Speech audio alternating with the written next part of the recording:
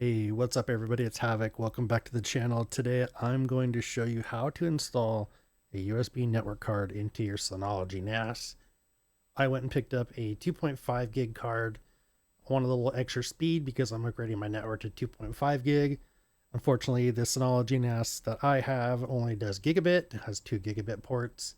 Why they don't include at least 2.5 gig in their NASs, I don't know. I have two of them. Both don't have 2.5 gig, but yeah, so I went and purchased one. I'll put a link in the description below of what I got.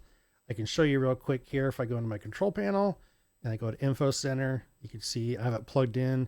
It is a TrendNet, and again, I'll put a link to the description below. I have it plugged into the back of the NAS, and some of the NASs you can do the back, some require you to do the front. It just depends on which one has the most power from what I've read on the internet. But the first thing we need to do is we need to go and find what our model of CPU is, and then we can find the architecture for it. And you have a couple different ways to do that. The first one is you can go to your control panel and then go back to info like we did earlier. And we can see here, I have a DS 920 Plus. It has an Intel Celeron J4 125. If you know what that architecture is, great. You're ahead of the curve. I do not know. So what we're going to do is we're going to go to the Synology knowledge base and look at what kind of CPU my NAS has. I'll put a link in the description below of where to get that web page. So here we're on that page, and what we want to do is we want to find our NAS. And on the left side here, I have a 920 Plus. I'm going to go to the, on the right side, I'm going to go to the X20 series. And then we can see the 920 Plus. Blow this up for us. We have the 920 Plus right here, and it is Gemini Lake. So we need to make sure we pay attention and remember Gemini Lake, because that's the specific driver we're going to end up downloading. The next thing we need to do is go over to BBQQ's GitHub site and find the correct driver. Link in the description below. Here we are on BBQQ's site, and something to note is your network card needs to be Realtek, and I think BBQQ has some info on that down here, models that work. Yeah, so here are some models of 2.5 gig and 5 gigs Realtek that work. So if you're looking to buy one, you can click their link. I think they're affiliate links. So something there you can easily find. But what we need to do is we want to go back and we want to install the package here. So we can click on releases, and the newest release as of right now was last week. This video is at the beginning of December 2024. And then you can see here, this is important to remember. You need to know what version of DSM you have. So if we go back to our NAS, and then we can see here again, you can go control panel and then info. Our DSM version is 7.2.2. So we need to make sure we download the suffix as 7.2. We'll need to remember this here. We'll come back to that. But go ahead and click the 2.1 point whatever. This is the latest driver. And then down here under assets, we need to find our driver package. So if we go back to our CPU, we are Gemini Lake, and we need the 7.2. So we'll scroll down to Gemini Lake here, and then we have right here is 7.2. We'll go ahead and download that. Now that we have that downloaded, we need to enable SSH.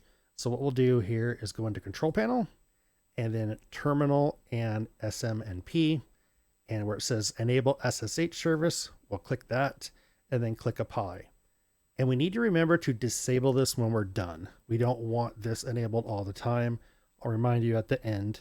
Now that we have that set, we need to go into Package Center, and you'll go up to settings, and then you'll make sure to hit the option to enable third-party installations. Once you have that setting enabled, we'll click on manual install.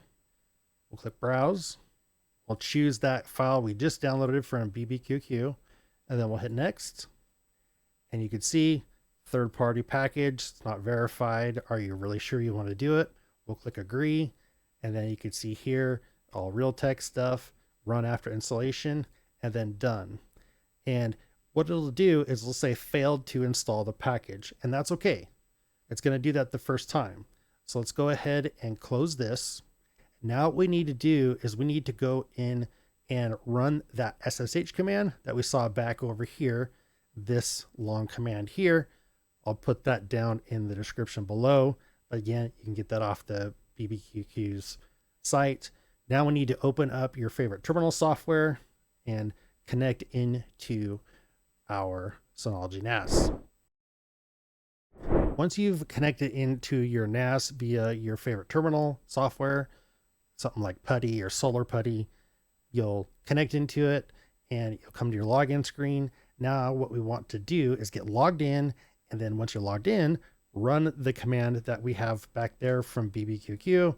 So I'll go ahead and paste it in, and then we'll hit enter, and it wants our password. So go ahead and type in your password. Once you run the command, it's not going to give you any message or prompt that it was successful, so don't worry about nothing popping up here. So next, now that we have that all done, we'll click on Package Center again. We'll do the manual install one more time. Agree, and then done. It's updating.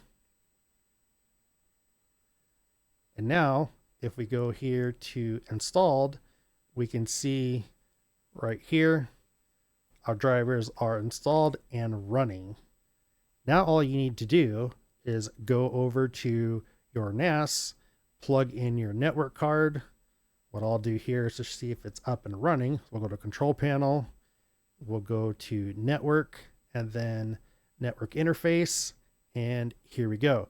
We have a third device, where before I only had 2 devices. So this third device is my 2.5 gig card.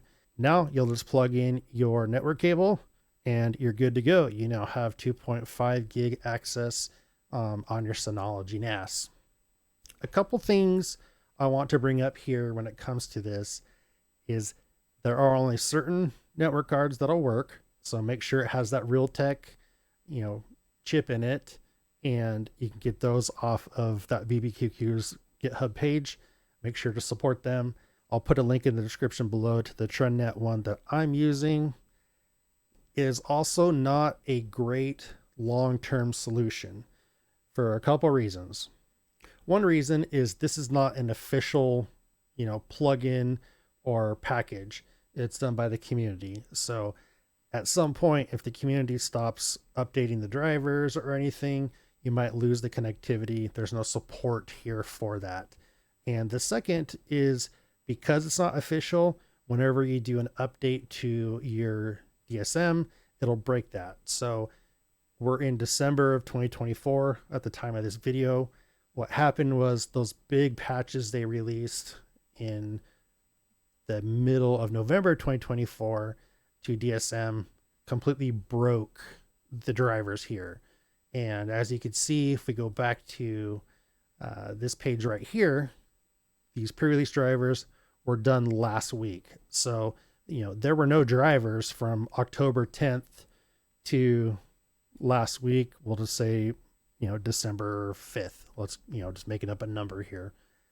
And what that means is as soon as you patched your DSM with those November updates, this driver and your 2.5 gig no longer worked. We had to wait until there were, a new driver package pushed out. So about a month, there were no drivers for this. So just make sure you keep that aware whenever you do an update, especially a big one to DSM.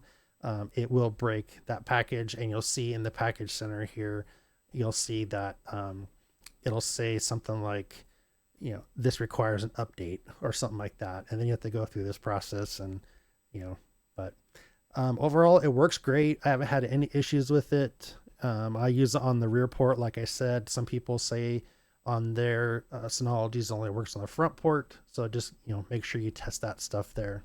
If you have any questions, let me know down in the comments. I'll do my best to answer. I'm kind of new at this one, and this was a fun little project that I wanted to take on and kind of share with everybody. But let me know what your success was and how this worked out for you. And once again, make sure you go and turn off your SMTP or SSH server. We'll uncheck that and hit apply. You don't want to leave that open, especially on your NAS. So there we go. Hope you enjoyed this video. Until next time, stay safe, have fun, and keep doing good.